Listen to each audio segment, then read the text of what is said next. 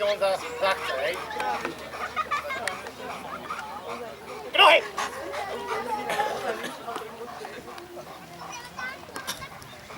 K nohy! Teraz ho skúsim oklamať a pohybať sa tomu psovi. Keď bude vlastne v zákuse ten pred zákusom, tak sa mu skúsim uhnúť. A budete vidieť na tom psovi, že on si vlastne vybere sám, ktorú časť tela mu je najvhodnejšie chytiť. A niektorá mu je ponúknutá.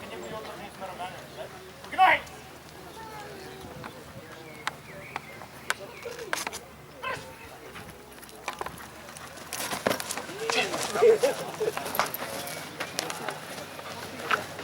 To je ťažké sa mu aj uhnúť. Zastal sa. Jej psa. Pust!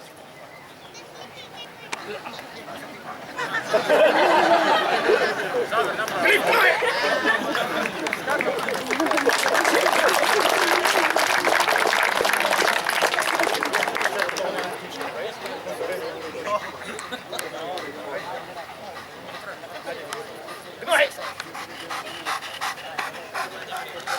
Skúsime cez nejakú dymovú clonu, dobre? K nohe.